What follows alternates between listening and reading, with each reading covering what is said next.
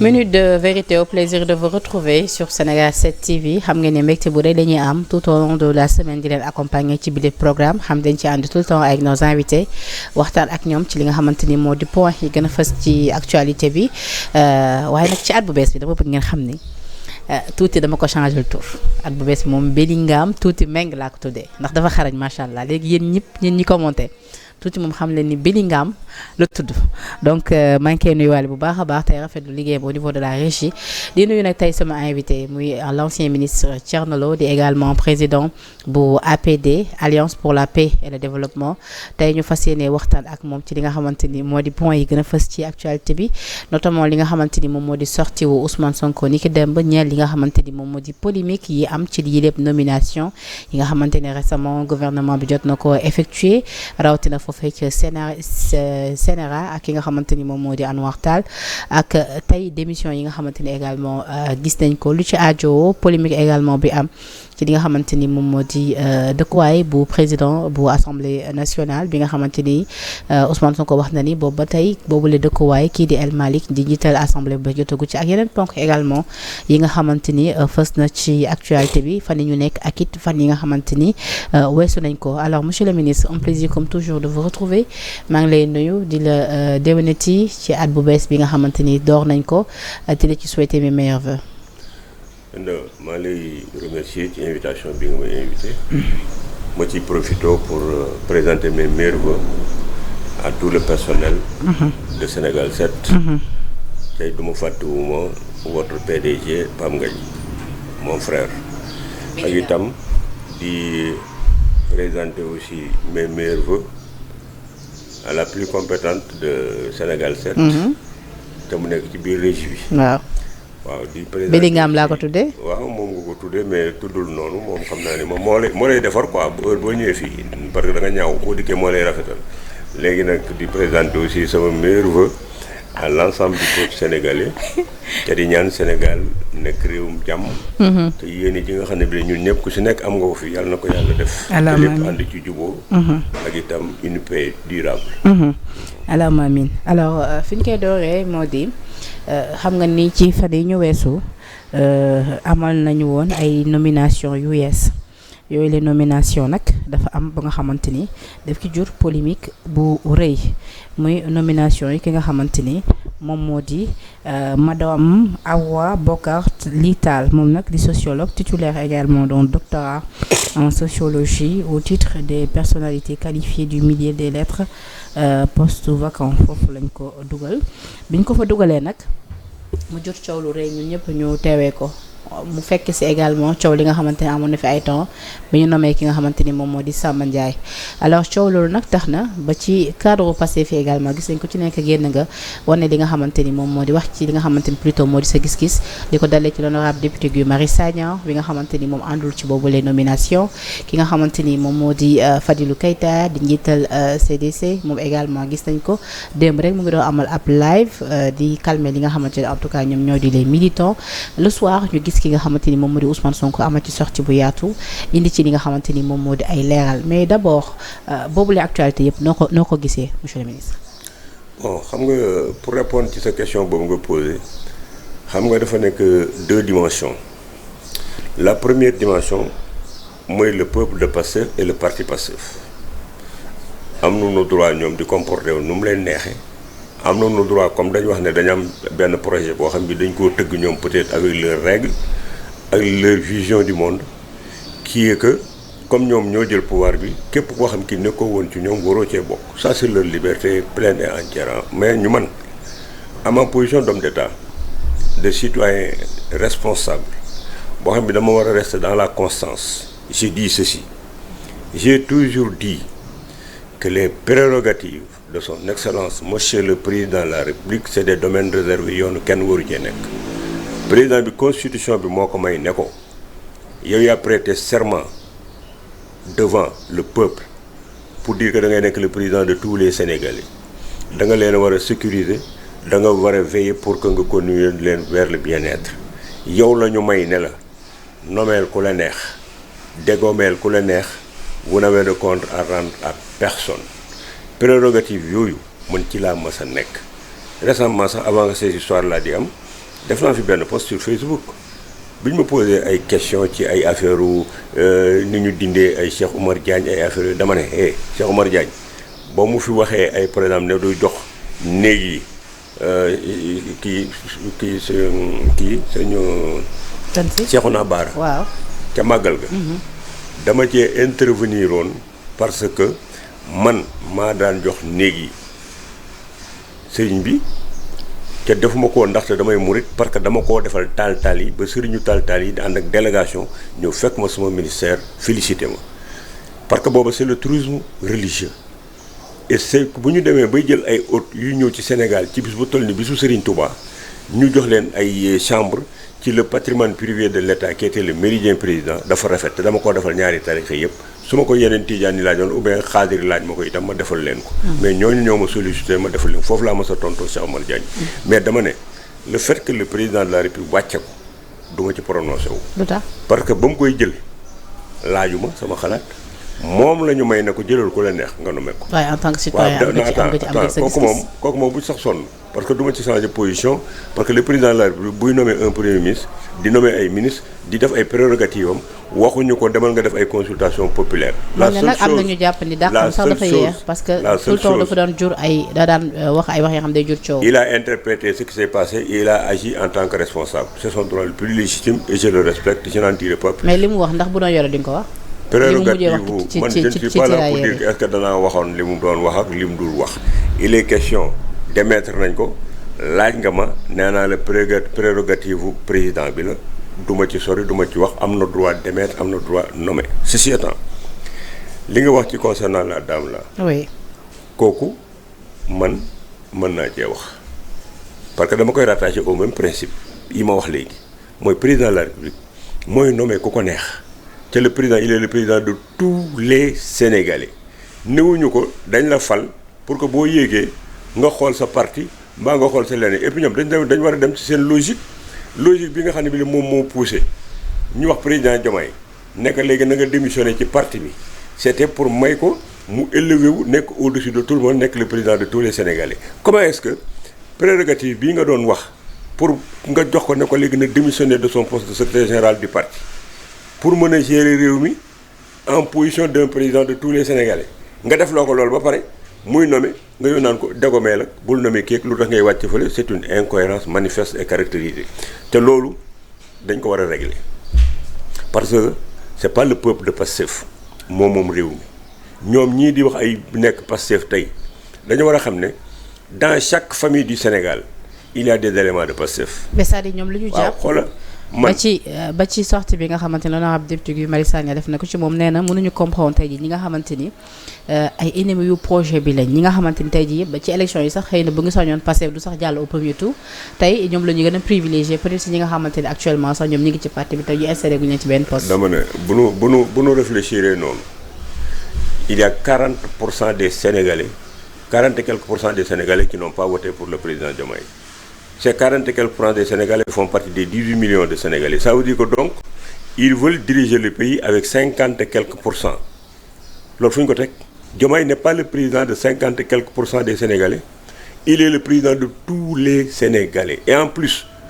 Pastef est minoritaire dans ce pourcentage qui a élu le président Diomaye. C'est des Sénégalais bon teint qui ont le droit de vote et qui ont regardé faire et qui se sont dit que le président Diomaye est porteur d'un projet nekk na nit koo xam ne kii mën nañ ko jox seen vote pour que mu diriger réew mi donc ñoom moomuñu réew mi deuxièmement du ñoom dong ñoo fal le président Diomaye te bu doon ñoom dong du falu. donc mais c'est-à-dire léegi finalement la mooy problème parce que c'est la première fois ñu gis quand même ay militants yu exigeants yooyu nii. non c'est-à-dire que c'est que ñoom déggu li ma la bëgg expliquer. parce que gis naa ay postes ñu naan nous exigeons du président que mu déchoir ki nga xamante ne moom. xam loolu laa la bëgg expliquer. À chaque alternance, son peuple. Quand le président Abdoulaye Wade venait de prendre le pouvoir, avec les jeunes là qui avaient les crânes rasés, qui portaient les bretelles au stade. Mais booba bëgguñu woon kenn ko tudd paa bi soo nee président Abdoulaye Wade ñun la bàyyi ko mu liggéey tout était bon ba ñu dem di continuer ci seen position partisane yooyu non réfléchi yi ñu doon def ba mu dem ba gis na léegi ñu weddi paa bi xam nga li ma wax ci la wàcc le président Macky Sall quand il est arrivé man j'étais dans Benno Bokk Yaakaar j'ai vu le sectarisme des gens de l'APR. Il voulait rien comprendre su fekkoon ne Macky Sall buggul woon moom élargir ay nit kon kenn kuy dugg ci waa APR du am ñoom donc ñoo fi nekk di wax na ay Macky 2012 après ñun ñoo ko fal te ñoom mosuñu fal Macky Sall premier tour loon ko yóbbu su fekkoon ne ñeneen ñu ñëwuñu woon du jàll 2012 2019 su fekkoon ne la majorité élargie amul woon nga xam les libéraux sont venus kon duñu gagner les élections de 2019 ce qui veut dire que il faut que les gens xam li ñuy wax moomuñu te ñoom nañ tëjoo woon waa APR gis nañ tëjoon bu Macky Sall ubbeekul woon ñoom noonu lañ doon demee ca dem boobu ñu doon dem ci li gën a yàqal président Macky Sall ci la bokk parce que mosuñoo nangu un corps étranger mosuñoo nangu une compétence ñëw parce que toujours ay position de pouvoir yi nii di xëccoo mooy le problème du Sénégal les jeunes de Pastef que vous voyez là boo gisee ni ñuy comporté woo toujours c'est des positions de pouvoir yaakaar na ni kii bu dikkee place bii mu toog keneen na ci waroon a toog tant que bàyyiwuñu di xëccoo ay position de pouvoir xooluñu intérêt général problème yooyu dina yàgg am ci Sénégal un président de la République on lui dicte pas qui il doit prendre te président de la République comme ni ko le premier ministre Ousmane Sonko waxee démb ne président Diomaye kenn du ko mettre pression mais c'est que tout président de la République ou tout premier ministre kenn wóolu la mettre pression ci ki ngay jël ak ki nga dul jël da nga war a nekk au service de la République te am na ay prérogatives yoo xam ni doo bàyyi ay militants di ci dugg et que les questions de l'État se règlent à travers les réseaux sociaux kooku ku leen ko waxul da ngaa ragal 2 da ngaa naafeq troisièmement am na loo soxla ci ñoom ba doo mën a wax dëgg dëgg nag bu ñu buggee réew mi dem nañuy waxante dëgg on ne gère pas un pays à partir des réseaux sociaux les réseaux sociaux peuvent servir à une chose nga am les retours des populations sur ces politiques publiques ak itam yi nga war a corriger mais pas les réseaux sociaux di def de telle sorte que tu sais que les réseaux sociaux là les jeunes de Pastef am na lu ñu teg ci biir réew mi il y a des ministres de Pastef des directeurs du système ñemoo ñoo jël nit ñi audience ñemoo ñoo wuyu téléphone ñemoo ñoo parce que ragal nañu ñu toog par exemple gis ku mel ni Thierno Lo di dugg ci benn ministère. ah oui dañu xamal lan moo fa yóbbu man je ne suis pas parti là-bas pour commander quoi que ce soit auprès du ministre j'ai des dossiers en tant que citoyen yu ministres yi di gérer ils ont l'obligation de me recevoir et de me donner des explications sur les dossiers yi ma fa am parce que c'est des serviteurs de la République dama am ay nit yoo xam ni demandé nañu ay audience ñu leen di daw cay pression bi booy yi ni ñu koy defee ci réseaux sociaux yi déggu rek booy yi ni ñu koy defee ci réseaux sociaux yi di toog di xool kan mooy dugg ci ministère kan mooy dugg ci directeur ak affaire yooyu boo recevoir quelqu'un xamuñu sax nit ki lu muy wuti ci ministère bi ñu naan woo man je suis de Pastef je l'ai appelé il ne m'a pas reçu pourquoi il reçoit Thierno Lo mais fi ñu toll nag dafa xaw a sensible est-ce que de loolu moo tax peut-être ñu bañ recevoir ñeneen xam nga sa jamono bi nga xam ne ñu ngi naan traque des biens mal acquis quand tu es mais ce sont ces responsables tey jii bu ñu gisee yenn ministres yi di recevoir peut-être des anciens ministres peut-être mais man soo ma déglu woon ndax mën nañ jàpp ni peut-être dañoo ñëw pour soo ma déglu woon je te parle de principe et les questions que tu poses sont des questions très importantes qui nécessitent des réponses claires sans détour allez-y nit ñi ñuy fal ñoo amul fayda ñoo xamul lu tax ñu fayal leen buñ la jëlee fal la ne le directeur nga ministre nga tu es un serviteur de la République et non d'un parti politique tu as des missions de service public à remplir tu dois être à la disposition des citoyens sénégalais il y en a qui ne viennent pas pour commander il y a peut-être des gens qui viennent pour fertiliser ce que tu es en train de faire il y a d'autres qui ont des dossiers yoo xam ni ci yow la dépendre il faut qu'ils viennent waxtaan ci ak yow ñooñu dañoo am obligation ñaanuñu la sarxluñu la par force nga leen war a recevoir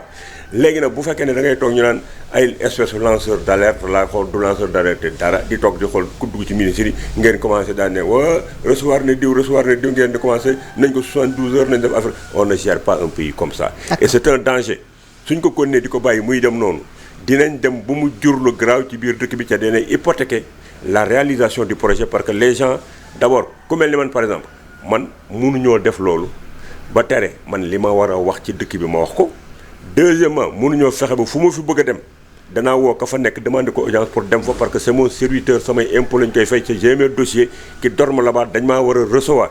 ku ma ci continuer nga koy def loolu je te dénoncerai publiquement pour dire que ne tu n'accomplis pas la mission premier ministre bi laay jëkk premier ministre bi laay jëkk dafa mel da nga demander audience dama gis ñu ko vivre il faut te limiter à ce que li la nit ki wax muy lu leer dégg nga bàyyi leen seen raba ji ngeen di defal nit ñi luñ waxul man lu ma bëgg a fii laa koy wax man bi nga ma invité xam naa la bu baax munoo ma fi wax loolu lu ma bëggut a wax. dama la ne am na ñu ma gis ñoo xam ne ñii vivre nañ loolu te bis moo ko gisee dinaa bind premier ministre wax ko bind président la wax ko. ba pare ñëw ci médias yi dénoncé ko. d'accord waaw benn maagale. ndaw si ngay wax nii léegi. mais cette dame là xam nga comportement yi les jeunes de Pastef def et même quelques responsables de Pastef yoo xam ni très franchement yaakaaroon naa ne nekk nañ ay niveau d'élévation yoo xam ni du ñu tombé ci le comportement d'un petit militant. xam nga les militants de base. comme ñan man ku mel ni Guy Marius Sagna par exemple ak keneen ak les directeurs et consorts. qui s'élèvent ci ay décisions yu président de la République jël ou bien premier ministre waroon ko jël par rapport à des trucs yoo xam ni ci seen domaine de compétence la bokk très franchement je le reconnais de s'être battu pour porter le président Diomaye au pouvoir. Guy Marius Sagna gis naa ni il a fait un travail parlementaire extraordinaire il en a souffert il a vécu des choses mais son niveau war na koo teg ci benn foo xam ne fii très franchement du prononcé wu sur les décisions du président de la République. mais Thierno ndax da nga jàpp ne lii suite logique la non bàyyil maagali du nekk ci ay positions aussi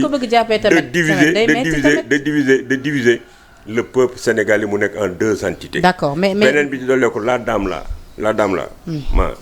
xam nga man attaqué dame bi moo tax ma dem creuser ba gis wax yi ñuy wax ci moom mais celle-là je l'ai reçu chez moi sama télévision ba mu fa dikkee xam nga lu mu fa doon développé un livre qu'elle a écrit sur Cheikh Anta Diop nekk benn intellectuel pur et dur très structuré xam li muy wax def elle a été au Canada elle a été aux États-Unis et disciple de Cheikh Anta Diop am lu bëri lu mu mën a jàngal xale yi am lu bëri loo xam ne def na ko ci la culture noire sur la littérature et tout sur la sociologie mu def ko nekk une compétence avérée. donc vous donnez sa nomination ba mu dikkee man ci loolu laa ko xoole woon. il a fallu que ñu attaqué ko ci affaire ba ma dem xool gis ses positions yu mu defoon ci Ousmane Sonko mais loolu c'est pas une raison pour dire que warut a occuper dara ci biir Sénégal mais on peut ne pas être d'accord avec le premier Ousmane Sonko on peut ne pas être d'accord avec le président Diomaye mais quand il s'agit de la République tout le monde am na droit pour liggéey ci ku leen ko wax nga leen dëgg. ku leen ko waxul naafeq nga. te loolu léegi ndax da nga jàpp ni coow li am nii yëpp suite logique liñ fi gisoon la parce que à rappeler que ni maa ngi koy wax sànq biñ fi nommé Samba Ndiaye te mu juróon coow d'ailleurs sax démb Ousmane Sonko ci sortem bi xaw na leeral que ni Samba Ndiaye d'ailleurs sax depuis lors am na ñuy laajte est-ce que Samba Ndiaye finalement dëggantaan jot na jël fonction parce que Ousmane Sonko mu ngi naan boobu les décret ba tey gisu leen ko alors. ndax tey jii coow loolu amoon ci Samba Ndiaye ñu gisoon yenn cadres yi les Waly Diouf Bodian Fadilou Keita bi ñoom ñëpp ñu décrié woon ko defoon ci ay postes ànd ak ñi nga xamante ñoom ñoo di militants yi loolu mooy continuité bi tey c'est-à-dire ndax ñoom ñoo prêté woon le flanc ba tax tey jii seen militants yi jàppale tey jii képp ku ñu fa lekk ñoom am nañ leur mot à dire. non xam nga le premier ministre Ousmane Sonko j'ai suivi sa déclaration d'hier et je le comprends bi mu dikkee foofu dafa réaffirmer les principes de l'État. ça veut dire que président de la République kenn du ko mettre sous pression président de la République kenn du ko wax li mu war a def ci ñi muy tànn ak ñi mu dul tànn et il a été solidaire du président de la République parce que les gens boo xoolee li ñu doon def ils ont essayé de les diviser pour montrer que ni lii ci Diomaye la jógewul ci président Ousmane Sonko il a assumé que moom moo président Diomaye ñoo ko defandoo. parce que loolu jaaxal nañu c'est-à-dire pourquoi militants yi tout le temps Diomaye la ñuy attaqué. jox na ko alors que ni peut-être décision yi moom moo koy signé maagale ça aussi c'est un problème. maagale jox nañ ko il a montré qu'il est solidaire du président de la République par rapport à la prise de décision parce que les décrets moom da koy signé président di ko signé ca itam les mesures individuelles ak loo fi gis ay nominations il y a une concertation entre le premier ministre et le président de la République. C'est ce qu'il a dit. C'est à partir de ce moment que le décret est signé par le président et contre-signé par son premier ministre. Et pourtant, tout le temps, le président l'a attaqué. Il en a... Pourquoi? Parce qu'il y a des gens qui veulent diviser, même dans Pastef et en dehors de Pastef. Dans Pastef, il y a des gens qui font la différence entre Diomaye, président, et le premier ministre Ousmane Sonko, qui est le président actuellement du parti Pastef. Il y a une confrontation de ces deux entités. Ku ko wax moo am ku ko waxoo dëgg li war mooy ñoom dañu war a harmoniser seen ay positions ils se sont battus ensemble pour prendre le pouvoir donc dana war une solidarité pour que ñu assurer seen 5 ans yi nga xam ne moom la leen peuple sénégalais bi jox toute autre chose va porter préjudice à l'exécution du mandat pour lequel nous tous day impacter ci ñun donc war nañu bàyyi seen xeex yooyu ñuy def entre les deux entités le président de la République et le premier ministre pour que ñu régler le problème du projet. pour donner un bien-être au Sénégalais. mun na dem peut-être ba président moom kese à lui seul mu affirmé wu. dama ne de les façons que ce soit le président Diomaye ou bien le premier ministre Ousmane Sonko bu ñu dégloo ces comportements et je ne pense même pas qu'ils puissent penser à ça di déglu ces comportements de militants là ba tax ñoom ñu fissurer le binôme la dualité bi nga xam ne bi la am na ci ñoom bu ñu ko defee moi je serai très déçu par ces deux hommes parce qu'ils portent un projet qui a fait rêver autant de jeunes et que ce rêve-là si jamais ça se brise ça va être le désastre pour le Sénégal. D'accord. Parce que la jeunesse de Pastef c'est une bombe à retardement donc il faudrait que ñoom le doigté l'intelligence qu'il faut et la responsabilité qu'il faut pour que solidarité am ci seen diggante ñoom ñaar parce que président de la République et premier ministre ce sont les deux poumons de l'autorité qui doit diriger ce pays. D'accord. Donc war nañoo am conscience seen biir ku ci nekk nag nga noppiloo sa lieutenant yi nekk ci yow nga noppiloo leen parce que tey jii le président Ousmane Sonko tey bu ko neexoon dootoo dégg Waly Diouf Bodiang dootoo dégg Fadilou Keita ou bien aucun responsable bu nekk ci proximité di prononcé wu ci yenn problème yi. ñoom nee nañ parti bi dañoo am liberté. Diomaye aussi bu ko neexee ku ci nekk da nga am sa liberté d'expression. Diomaye bu ko neexee non liberté d'expression dafa am ay limites xamuñu ñun xoolal nous sommes nés dans les organisations nous sommes partis par des écoles du parti dégg nga école du parti jaar nañ si xam nañ ce que c'est que le militantisme nekk nañ ci état xam nañ les prérogatives du président de la République et des autres gis nga président yi fi mas a jaar yëpp Abdoulaye Wade bi mu fi nekkee képp ku mas a ànd ak moom nga jékki-jékki dégg kenn ku jóge ci parti di un jeune attaqué la xamal ne boobu am na autorisation Abdoulaye Wade Macky Sall bi mu fi nekkee képp ku nekk ànd ak moom nga gis un jeune de l'APR jékki-jékki dugg ci sa caaya xamal ne Macky Sall moo ca d'accord tey jii le président Ousmane Sonko ak Diomaye képp ku nekk seen proximité nga wax benn affaire tey soo ko répété waatee suba nga c'est parce que ñoom ñoo bàyyi muy dem il faudrait que les responsables arrêtent de laisser des gens yu nekk seen biir entourage di am yenn comportement yi parce qu'il y a une discipline de parti il y a une discipline boo war a respecter quand tu es dans un gouvernement qui ne peut pas tout te permettre. su ma comprendre bu baax li ngay wax monsieur le ministre su fekkee ne Ousmane Sonko mooy cautionner les sorties de Waly Diouf Bodiang Fadilou Keita entre autres. néewuma la moo koy lan la ci gagné non néewuma la moo koy cautionner dama ne ñoom liberté d'expression yi bi ñu bëgg a wane ci biir Pastef dafa war a am ay limites te dañ ko war a encadrer et il y a des gens qui sont dépositaires de position dans le système nga nekk un directeur ou bien nga nekk un conseiller ou bien nga nekk dans le gouvernement am na loo xam ne lii waroo ko wax premier ministre ak loo xam ne waroo ko wax président. non monsieur le ministre li nga wax dafa leer da nga ni Ousmane Sonko tey jii su ko neexoon mun na dakkal lu ni mel kon kay su fekkee ni dakkalu ko da nga jàpp sa gis-gis da nga jàpp sa gis-gis kon moom moo ko cautionné ma laaj ne la bu fekkee moo ko cautionné c'est à quelle fin. Quand même je vais aller plus loin xam nga quand les gens disaient qu'il y a des faucons dans les présidents allez voir mes vidéos moi je suis dans la constance lii may wax tey jii nag du tey laa ko jëkk a wax dama ne la présidence de la République ku fa nekk ñu wax faucon amut parce que ku fa nekk tey jii wax fa dara boo fa xëy si waatee suba nga président bi la neex c'est le président qui est responsable de tout ce qui se dit à partir du palais et des hommes qui y sont parce que comme ci neexul loo fa wax bu subaa doo fa dellu si waat soo ko waxee waxaat ko c'est parce que président ba la neex ma dellu si waat ne la tey jii le président Ousmane Sonko su fekkee dañ bëgg a xool premier ministre Ousmane Sonko bu fekkee dañoo bëgg a xool des libertés du peuple de Pastef en disant que nous sommes un parti boo xam ne bii le débat il est là les gens sont libres la liberté de ces gens qui sont dans le parti dafa am fu muy tàmbalee dafa am fu muy yem bu ko neexoon tey faut pas trop de liberté là pousse vers l'anarchie donc war nañu xam li ñu war a wax ñeneen ñi aussi ñoo war a xam sax lu ñu leen waxut man si j'étais directeur personne ne pourrait me pousser aujourd'hui à me prononcer de cette façon sur les décisions du président de la République du ma ko def parce que xam naa comment l'État fonctionne xam naa lan moo war a tegu suma kaw xam naa lu ma war a wax lu ma war a wax du ma ko wax ci premier ministre du ma ko wax ci président de la République maintenant cette liberté là qu'il y a au niveau du peuple de Pastef on peut comprendre sax pour les autres militants là yi nga xam ne bi la amuñu peut-être la formation qu'il faut et puis nekkuñu ci gestion du pouvoir bi dañuy ñëw ak seen ay ambition ak seen niveau d'information ñooñu on peut le comprendre mais que des responsables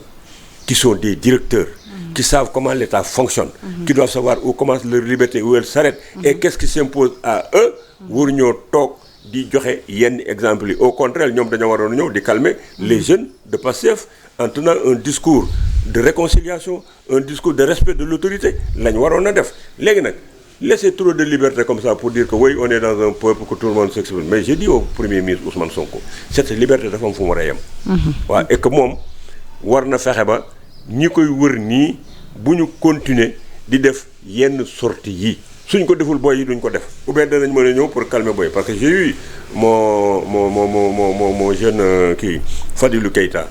Quand il a fait son discours de réconciliation. Son discours, j'ai vu qu'il a été flingué par beaucoup de jeunes. Oui. Alors que je trouve que c'est une position qui est responsable. Qu'il faut saluer parce que mbir boo ca bokkee lu metti dellu wax dëgg. parce que loolu muy wax mooy servir le premier ministre Ousmane Sonko. mooy servir le président Diomaye. Parce que si jamais il continue à fonctionner comme ça à laisser certaines personnes def li ñuy def. gis nga ce binôme là. il va exploser et s'il explose c'est un malheur pour le Sénégal et ils rendront compte à l'histoire. Parce qu'ils n'ont pas le droit de décevoir ce rêve bi ñu révélé aux jeunes yi et ces histoires de ndonga daara de personnes parce que dans chaque famille il y a Pastef c'est comme une épidémie man mii di waxante yow tey xoola kaay ma expliqué la. est-ce que tu sais que man am naa suma benn rakk ba mu bokkal ndey ak baay bu nekk États-Unis 50 000 francs la doon cotiser le Pastef maam un autre qui est en Italie di liggéey ci benn société day cotiser sama frère bi ma bokkal ndey ak baay ca nga xam ni bi léegi bu ma commencé ñëw dama koy fekk mu yor ay xasaayit ak Alxuraan di jàng nii léegi ñoom dem nañ ba dugal nañ ko ci réseaux sociaux yi. D'accord. Il passe tout son temps à partager des trucs de Sonko. Mais pourtant moo tax ñenn ñi tey comprendre ñu c'est-à-dire parlons de cotisation. Mais pourtant man ñun ñëpp mosuñu am ay contradiction suñ biir. comprendre ñu ils sont passifs je suis dans benn bokk yaakaar mais terewul dañu fonctionner en tant que démocrate en tant que citoyen. cotisation yooyu nga tudd moo tax comprendre ñu ay jamono ñu daan gis Pastef daan amal ay cotisation wala ay collecte ci li nga xamante ni à travers Copa Express pour di jàppale ñenn ñi tey bu ñu gisee Ousmane Sonko démb mu wax ci li nga xamante ni moo ñeel fonds yu ñu déployé ngir indemniser ñi nga xamante ni ñoom ñoo di famille des victimes ci manifestation yi fi amoon entre mars ba li nga xamante ni moom moo di février 2024 ci lu ni mel moom mu ne ñenn ñi ñoom ñoo daan jël seen bopp en charge mais ba ñu ñëwee gis li nga xamante ni moo di urgence yi moo tax ñu jël si sàkk ci ngir mun leen apporter li nga xamante ni moom moo di seen aide ñeel li nga xamante ni moom moo di polémique fan yee ñu weesu ci lu toll ci 108 millions yi nga xamante dañ ne puiser nañ ko ci 5 milliards yi ñu teg ngir mun leen indemniser ndax da nga jàpp ni tey jii contradiction la bu ñu gisee ñi nga xam dañu naan def collecte de fonds ngir jàppale seen ay nit tey ñu yore li nga xamante ni moom moo di pouvoir ngir mun cee teg fonds pour mun leen jàppale. non xam nga il faut différencier xam nga je suis pas de Pastef je suis pas d'accord sur ce que Pastef fait parce que su sama paxawa sotti woon ñoom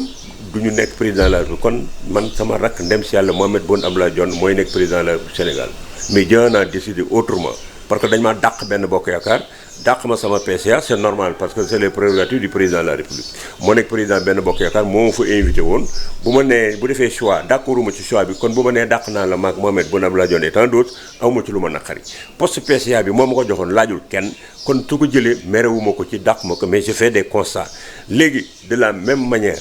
aujourd'hui il faut que ñu distinguer une chose le peuple de Pastef a réussi des choses au Sénégal boo xam ne bii am na fu mu jariñ nit ñi ça veut dire que ils ont poussé les gens à cotiser à montrer que parti bi du benn nit moo ko yore parti bi ñun ñëpp ñoo ko yor ñun ñëpp ñoo ci def suñu àq c'est une très bonne chose et c'est ça qui a fait aussi que ils ont réglé un problème boo xam ne bii dina bénéficier à tous les partis politiques on ne gagne plus les élections à partir de l'argent et que le militantisme alimentaire mi ngi commencé di disparaître te dama ci xam dara parce que élection législative yi j'étais à Darou Moussi di jàppale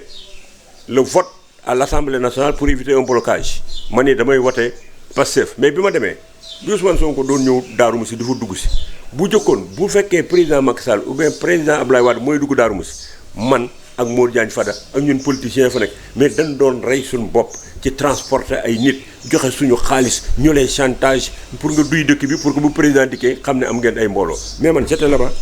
j'ai suivi mes jeunes étaient là-bas ma suivre bi Ousmane Sonko di ñëw amul car bu daw amul ko transporter les gens sont partis de façon spontanée les jeunes de Pastef qui étaient là-bas ils n'avaient même pas d'argent bu ñu doon transporter sax amuñu ko. mais ci fond yi la amuñu ko c'est-à-dire waaw je veux dire par là s'ils avaient continué tey jii ñoom à soutenir tey jii ñoom cas d'urgence yooyu ñu détecté à leur propre frais sans puiser ci li nga xamante ni moo di juróomi milliards yi nga xamante ni man yow damay dem kay logique pour répondre ci ay quand boo posé benn question man damay am fu may tàmbalee pour aboutir sur sa question parce qu'une question ça se répond pas de façon brute comme ça nga wax parce que da nga wax ay fonds yoo xam ni yii dañ ko indemniser nit ñi jëlee ko ci état bi nga bëgg a wax ak ay fonds yoo xam ñoom dañ doon cotiser du loolu nga wax ma ne le premier point bi laa ne cotisation yi Pastef doon def am na lu ci baax parce que règle na le problème de l'utilisation de l'argent sur le plan politique. Maintenant quand il s'agit d'indemniser ay nit xam nga mairie de Dakar bu ñu toogee fii ñu wër ñu lakk ay affaires yooyu yëpp xam nga la mairie de Dakar a une responsabilité sur ça mairie de Dakar bu fekkee ne dafa yor ay milliards am na yoo xam ni mairie moo war a dem sax pour indemniser les populations yi am noonu su fekkee maintenant c'est sur le plan national bon il y a eu les forces de l'ordre il y a des trucs comme ça l'État peut indemniser donc pour le fait que ñu jël xaalis pour indemniser man contre ma ko te it c'est pas la première fois ñu fi indemniser ay nit la différence fenn rek la mën a situé wu ci procédure d'indemnisation yi ñi ñuy indemniser kan moo leen indemniser fan la ñu jaar est-ce que c'est des sommes qui ont été votées par le Parlement est-ce que c'est une commission quelle est la légitimité de cette commission-là oui. C'est ça le débat man pour le moment dégguma de façon officielle laax de ñu wax ne indemniser nañu temps fii la jaar fii la dugg j'attends de voir les questions que les gens se posent c'est des questions qui sont légitimes mooy xaalis bi fu ngeen ko jëlee. yow xanaa déggoo li Amadou Ba wax. Amadou Ba man. l'honorable député Amadou Ba. en tout cas moi j'écoute tout le monde. Amadou Ba nee na recensé woon nañ 112 dossiers. mais bi ñu ñëwee recensé woon nañ 112 dossiers. waaw mais bi ñu ñëwee dañu am 99 yi nga xamante ni des cas d'urgence la. ñooñu la ñu jël leen en charge d'où les 108 millions yi nga xamante ni ñu ngi koy coow. waaw mais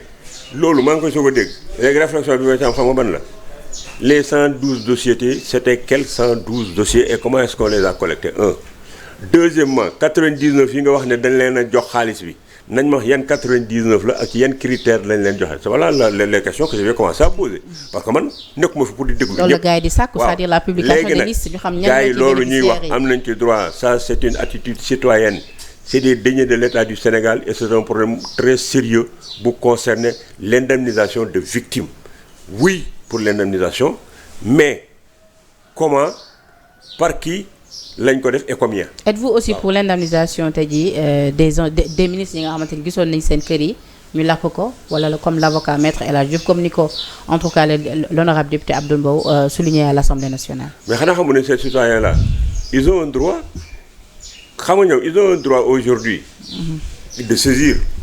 l'agence judiciaire de l'État ou bien d'attaquer même la mairie de Dakar sur des trucs comme ça parce que ay citoyens lañ toog ñu ñëw lakk seen kër et que l'État doit garantir leur sécurité la mairie aussi a des responsabilités sur ça parce que mairie moo yor dëkk bi moo yor dëkk bi donc ñoom ñooñu ñëpp bu leen neexee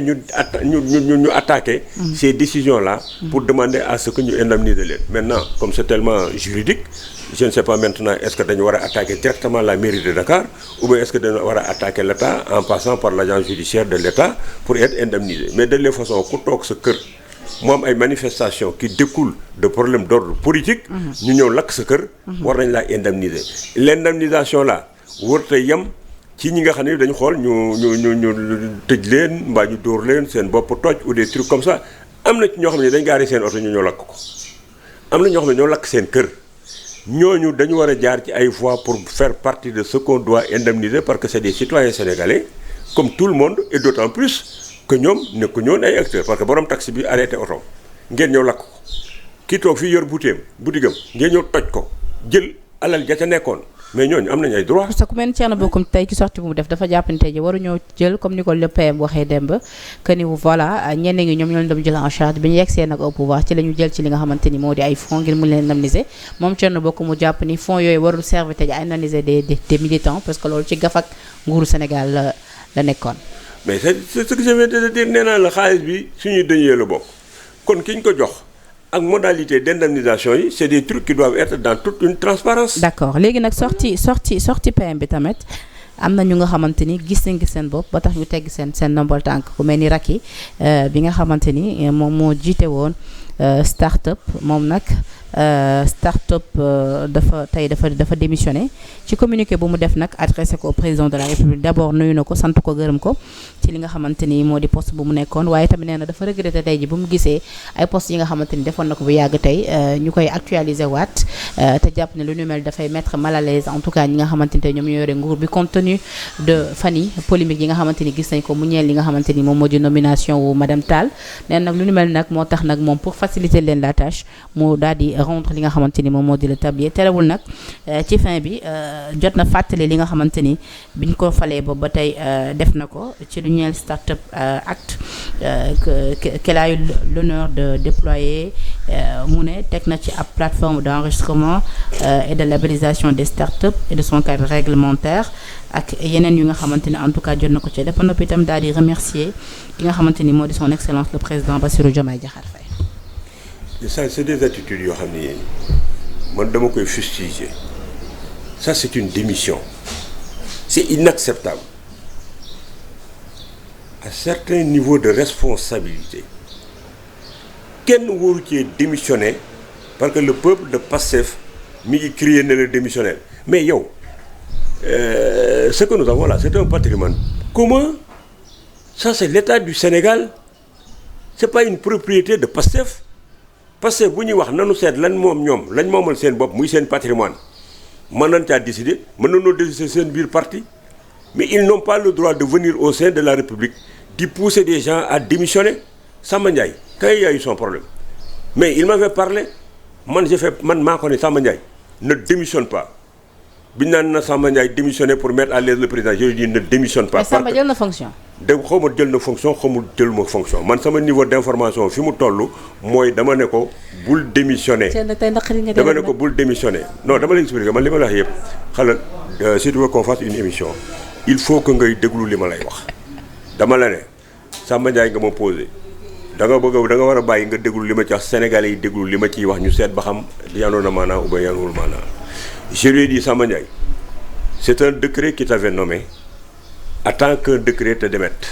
décret moo la nommé kon xaaral ba décret dindi la mais yow waroo démissionner et puis ma ne ko benn affaire bis boo démissionner na nga xam ne accepté nga pour dire que yow dootoo sénégalais waratoo liggéey sénégalais kon demal au Burkina Faso ou au Mali nga wuti fa liggéey te tu es une compétence parce que Samba Ndiaye bii ñuy wax nii. Tu sais pourquoi j'ai réagi comme ça. Non. Samba Ndiaye je l'ai connu quand j'étais dans le secteur privé. J'avais toutes les installations de la Sénélec à travers le pays. Samba Ndiaye était au service bâtiment de la Sénélec. Samba Ndiaye aujourd'hui il peut diriger la SNHLM parce qu'il est très outillé dans ces domaines-là. Il a montré ses compétences à la Sénélec. Il était là-bas un responsable. Donc je connais les compétences de ce garçon-là. Donc bu ñu bëggee toog ne ko léegi. Parce que am na ay propos d'ordre politique de confrontation yoo amoon ak Ousmane Sonko amoon ko ci affaire donc dootoo Sénégalais dootoo fi liggéey j'ai dit que Samba refuse soo ko defee ça veut dire que mandat wu Diomaye bii doo fi liggéey mukk dootoo Sénégalais c'est au nom de ce principe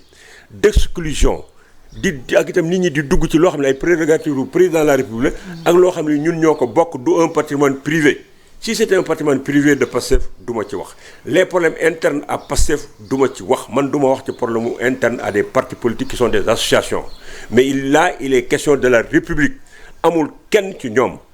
ku fi am droit wax nit ne ko démb waxoon nga lii ci Ousmane Sonko waxoon nga lii ci Diomaye waroo fee liggéey li fi nekk Diomaye moomu ko Sonko moomu ko État du Sénégal moo ko moom qu'on choisit les gens parce que am nañ probité qu'on choisit les gens parce que am nañ compétence qu'on choisit les gens parce qu'ils respectent le pourquoi on les a embauchés. La dame là bii démissionné comment est-ce que mu bokk ci ñi nga xam ñoo nekk initiateur de ce projet là piloté ko ba agsi fii parce que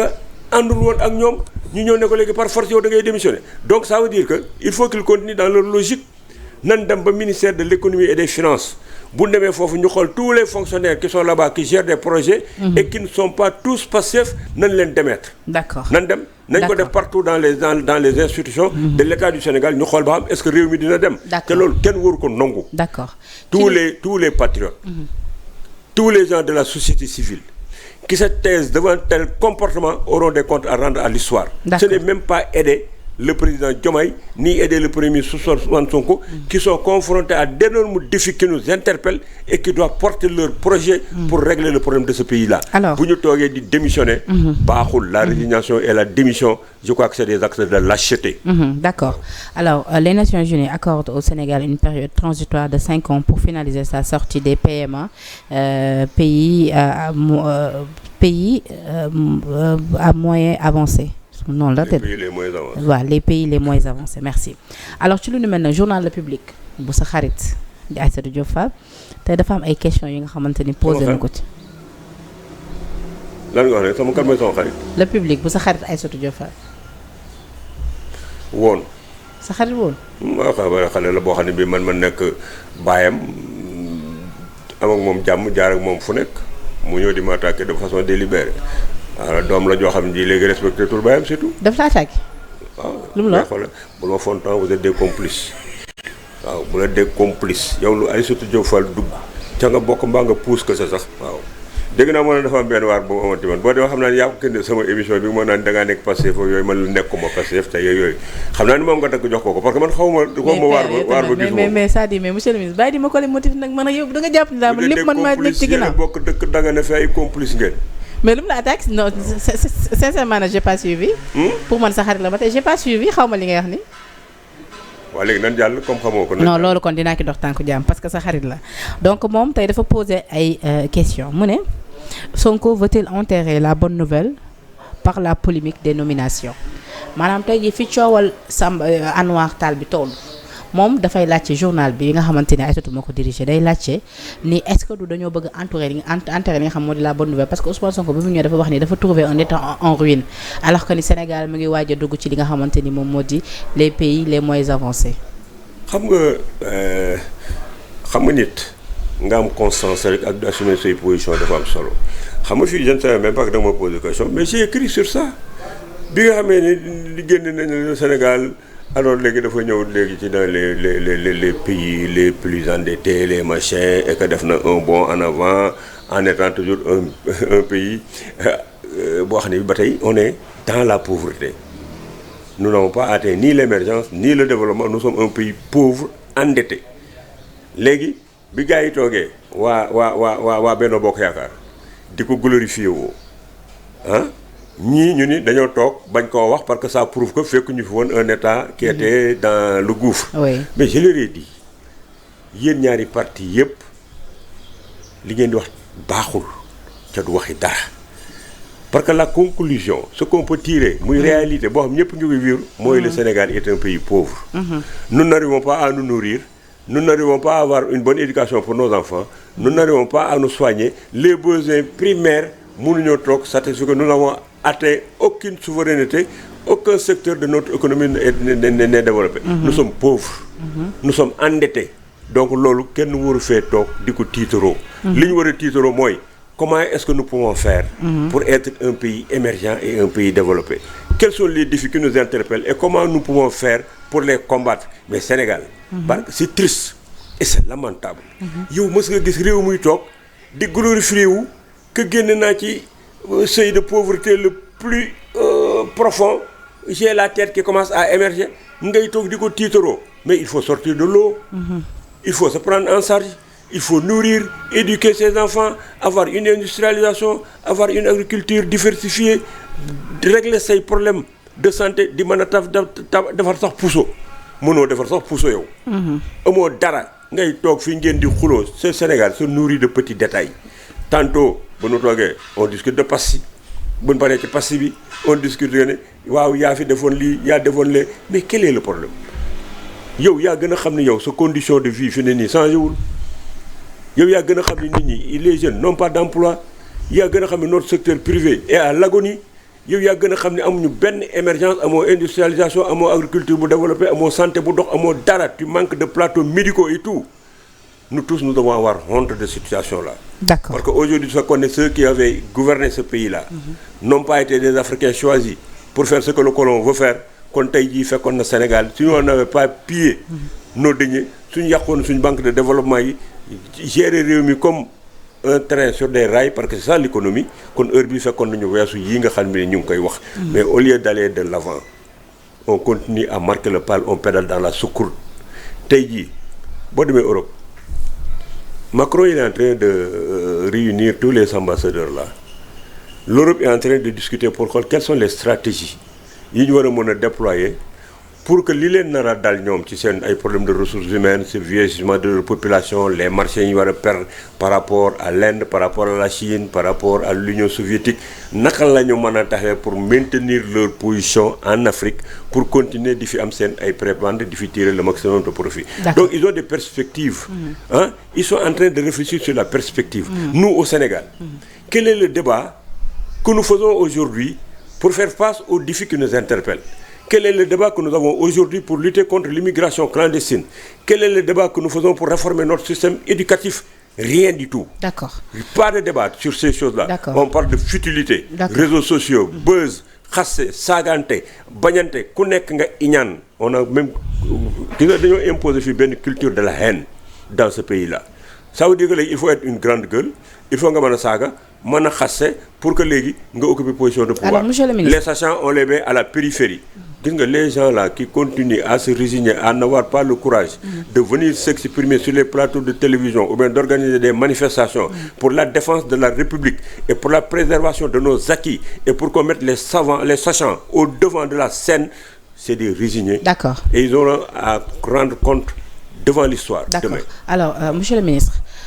tey jii loo ñu mën a wax ci li nga xamante ni moo di coowal dëkkuwaay bi nga xamante ni njiital assemblée nationale da ko war a am te Ousmane Sonko wax ko à l'assemblée nationale di El Malick depuis lors jotagul li nga xamante ni moom moo di caabi wu dëkkuwaayam. xam nga man sama problème est dama koy mettre dans ce que j'ai dit là lii tam dama ci waxaat dama ne le patrimoine bâti de l'État du Sénégal dañ ko war a revisiter xool lan la woon kan lañ ko jox ak ku ko joxe. Le patrimoine bâti de l'État du Sénégal a été bradé. Il faut que les gens arrêtent di seppi par benn morceau. Aujourd'hui, c'est le truc de l'Assemblée. nañ dem seet l'immeuble Pasteur lañ fa amoon lañ ko jox nañ dem xool suñu immeuble yi ñu amoon en France patrimoine bâti bañ fa amoon kuñ ko jox ak États-Unis kuñ ko jox bii ñu amoon fii ci Dakar am ko Fann Résidence am ko ay Mermoz am ko fu nekk muy ay villa yoo xam ni yii état bi moo ko moom ñu bàyyi woon fi villa yooyu jox ko ay nit ba pare dem di louer ay kër. Il faut que le patrimoine bâti explique à tout le monde et au premier ministre et au président de la République. Mais ci communiqué AFP bi nee nañu Moustapha Niasse jël na caabi bi jox ko Mame Diop. Maintenant la question mooy pourquoi Mame Diop depuis lors jëlul caabi yi moom it jox ko El Malick. Je le mets dans un truc global man duma fi nekk di seppi dama lay wax li gën a global boo bëggee am émission. donte Abdou Mbow nee na ci régime Abdoulaye Wade ci seen régime il faut prendre le patrimoine bâti de l'État du Sénégal. da ngeen bëggoon tey jii kërub njiital assemblée bi ngeen def ko lycée. ma terminer tu as posé une question c'est essentiel dañ ci wax lu mun jariñ Sénégalais yi te ñii di ay autorités bu ñu buggee leeral. mais il faut ñu avancer rapidement parce que waxtu bi non man dooma avancer loolu damay wax li ma ñor waaw bu ma ngaa émission ma ñëw ñibbi dégg nga li ma ne dama la ne tu poses une question de ma demee tonton dooma ko wax dama ne patrimoine bâti de l'État du Sénégal ci la loolu ngay wax nekk ci la immeuble yi nekk ci la kër yi nekk Fann Résidence nekk ci la lu nekk léegi nag bu ndikkee di ko seppi duñ ko seppi nañ dikk xoolaat le patrimoine bâti de l'État du Sénégal c'était combien de maisons combien d'appartements combien d'immeubles ñu ne mi ngi nii ñu ni benn lu tax bi état bi amee ay patrimoine ngeen bàyyi woon ko fi di dem di louer ji ay kër di ci fay ay millions ca kër yu bari yéen ñi nga xam ne bi la yéen a ko doon louer ak ñeneen ñi nekk yoon biir système bi ñoo moomoon kër yooyu di ko louer état bi ba pare ñoom ñu loger leen ci ay kër nan ko leeral muy benn patrimoine bi lan moo ci des kan lañ ko jox ak nan lañ ko joxee gis nga loolu bu ñu ko réglé ci la ñuy ñëw ci sa kër gii nga wax ci affaire assemblée nationale c'est la même chose c'est le patrimoine bâti de l'État du Sénégal nan xool kan lañ ko jox kër gii nañ xool ku ko jaay naka lañ ko jaayee ak est-ce que respecte na procédure mais bu ñu yem ci kër gi bu ñu leen bàyyee nii dañuy seppi fii te duñ xool la globalité du problème la globalité du problème c'est un dossier nébuleux très sérieux boo xam ne il faut un courage politique même pour l'attaquer. D'accord. Waaw. Alors monsieur le ministre da nga jàpp ne tey jii benn forme d'opposition bi ñu nemmeeku léegi plus ci li nga xamante ni ñoom ñoo di les anciens collaborateurs de Macky Sall ndax da nga jàpp ni c'est plus pour préparer li nga xamante ni moom moo di retour am fan yee passé annoncé woon nañ fi Macky Sall démissionné le retour de Macky Sall. ah dafa am ñu koy préparé. waaw dama lay laaj ndax sa gis-gis la bu ñu gisee tey jii ñenn ñi ni ñuy activé woo ci yenn poste yi ak ci yenn gisin yi boo ci jëlee ku mel ni Yoro Dia boo ci jëlee ku mel ni Cheikh Yérim entre autres boo ci jëlee ñeneen ñi nga xamante ne en tout cas bëri na gis nañ depuis lors ba ci fan yee passé bi ñu waxee ni président Macky Sall dafa démissionné ci boppu APR gis nga après moom ñu ne loolu fake news la woon et que ba tey moom mi ngi en tout cas jiite li nga xamante ne en tout cas moom moo di boobu le parti tey jii qu'est-ce qui se prépare selon toi tey jii pour avoir été ak ñoom. non xoolal xam nga yéen Sénégal xaw ma da ngeen di doflu xaw ma da ngeen di def exprès yéen ñi nga cité da nga cité Yoro Dia c'est mon jeune frère Madiambal c'est mon ami Cheikh Yérim Seck c'est mon frère ñett ñii ñëpp dama am ak ñoom ay rapports particuliers mais ayez le courage et l'honnêteté de reconnaître que ñooñu loolu ñuy def noonu lu leen war la parce que benn dañu amoon ay rapports particuliers avec le président Macky Sall c'est des gens qui vivaient du système ils étaient dans le système am ci ay privilèges Macky Sall defal leen lu nekk jox leen lu nekk ñu nekk ak moom kon bu Macky Sall wàccee bu leen neexee ñu toog di def de l'opposition. mais yow ci système bi nga nekkoon dafa nag rek ils sont devenus des opposants. pourquoi ku mel ni yow nga bokkoon ci système bi ànd ak Macky Sall te gisuñu la nga def da ngay bàyyi maagale ils étaient avec le président Macky Sall mu jox leen ay cër yu bari ñu am lu bari ci biir système bi kon bu Macky Sall demee bu leen neexee ñu continuer di xeexal Macky Sall ak di xeex système bi ça c'est l'expression des libertés seen ay liberté la kenn warul leen cee wax dara am nañ droit plonger ci politique bi am nañ droit toog mais on considère que ils sont devenus des politiciens parce que Macky Sall lañ àndaloon ils sont contre le nouveau système donc ils le combattent bu leen neexee am nañ ci droit donc c'est pas quelque chose d'exceptionnel ni rien ils étaient du système le système est parti ñu ngi dem ci législative yaakaaroon nañ ne bu ñu plongé ñoom ci biir danañ mën a fexe ba def cohabitation Macky Sall dellu soit ci réew mi parce que Macky Sall bu gagné woon élection législative yi day ñibbi soit Sénégal mais Macky Sall xam na tax ñibbi sul Sénégal parce que xam na ne perte na élection yi bu dellu see fii du dellu Maroc looloo tax ñëwut mais bu gagné woon day ñëw te ñoom itam xamoon nañ ne bu Macky Sall dellu see c'est la pérennisation du système donc ils se sont battus pour seen ay intérêt personnel et l'intérêt de celui mais s'il avec continue à se battre ji ba terrain bi nooy ci Macky Sall ndax jàpp nga ni ba tey président dans ce cas là mën na ñëwaat à ce rythme là bu ñu ko nee tey ji di xeex ba terrain bi ba balisé tey ji le terrain ñett ñooñu donc xeexaluñu Macky Sall mais lu tax demoo xool nga ni Macky Sall y a quelque chose qui doit même le pousser à ne pas revenir parce que les Sénégalais à 50 et quelques % weddi nañ ko daaneel ko deuxièmement ñëwaat na laaj leen ci élection législative ñu daaneelati ko beneen bi doole ko son parti c'est disloqué c'est le déluge parce que ils commettent toujours les erreurs parce que bu ñu nekkee au lieu de fonctionner en leader d'un parti politique une association ñu structurer ko joxe ay responsabilités ils mettent des personnes autour de leur personne su fekkee ne dem nañ chacun prend sa liberté c'est ce que je disais au président Abdoulaye Wade à l'époque je le disais monsieur le président organiser sa parti bi parce que boo fi jógee ça va être le déluge ba mu fi jógee ça a été le déluge le président Macky Sall n'a jamais voulu organiser le parti parce que dafa bëggoon ñëpp nekk autour de lui bu ko defee moom mooy désigner di dem def na ko jóge na fi ça va être le déluge ku fi gérer parti boo xam ne c'est autour de la personne lañ ko def structuré wuñ ko amul ay démembrement yoo xam ne dafa am ay responsables yuy génn di émerger ñu bàyyi un fonctionnement démocratique de l'instance boo fi jógee dafay tas parti socialiste rek moo fa amoon chance parce que dafa amoon ay fédération amoon ay organisation moo tax mu continuer ba léegi te fi ne nii commencé na di bëgg a disloqué wu moom itam ñii jaar fee ñii jaar fee parce que les organisations ne sont pas gérées de façon démocratique c'est toujours autour d'une personne qui a les ressources financières et qui les distribue bu yéegee maintenant c'est celui qui donne les positions de pouvoir loolu mooy problème yi il faut que ñu am ay fonctionnement de démocratie tant que amuñu ko lii ngeen di gis ni moo fiy continuer war rek d'accord concernant toujours Macky Sall fan yee passé yëg nga ni annoncé na ab plainte ci lu ñeel polémique bi amoon ci li nga xamante ni moo di compte ci banque bii di HSBC plutôt ndax da nga jàpp ni tey jii boobu les plaintes lu waroon la wala mais non seulement avant la plainte du président Macky Sall il y a quelque chose boo xam bi c'est désolant te c'est inacceptable il faut que ñu régler ko mais comment est-ce que tu peux aujourd'hui xool nit toog ci plateau wax ne man maa gis virement maa gis xaalis ci compte Macky Sall bu ñu jox Macky Sall ngay jox somme yi di wax yëpp te procureur woowu la ou bien la haute cour la qu'on a créé yow dañ laa war a woo nga ñëw nga wax nga joxe sax li nga gis foo ko gisee mais gisoo kenn ci ñoom ñii toog ci plateau yi di wax kun ci interpellé première anomalie et c'est pas normal et il faut qu'on rompe avec ces histoires là ku fi toogati ci plateau ne man maa gis compte boo xam ne Thierno Lo am na fa nangam sàcc na gis naa ko maa ci teg samay bët nañ la woo nga dem rendre compte boo ko defut Thierno Lo am na droit porter la plainte te léegi il faut que les gens commencé di porter plainte ñi nga xam ne dañuy toog ci plateau yi di wax ci ñoom bu ñu waxee porter plainte ne nga ne ko d'abord li nga wax foo ko teg c'est ça les sommations interpellative da nga ko naan wax nga tel damaa bëgg nga wax nga répété waat ba pare ñu teg ci la nag foo ko teg bu soo defee nit ñi génne ay preuves procureur bu ko defut citoyen bi am na droit bu ñu ko waxee leen lu mel noonu porté comme le président Macky Sall c'est un citoyen. D'accord. Il était président de la République du Sénégal. ku ko toog ci benn plateau waxal ko loo xam ne lii wóoroo ko koo wax. bu ko neexee mu porté la plainte. D'accord. Waaw alors beneen point bi nga xamante ni foofu la ñuy daanelee muy MNF. muy. Maïmouna Ndour Faye. waaw.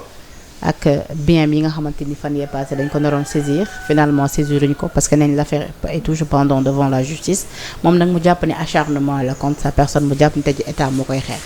foofu itam benn affaire laa mën a def mooy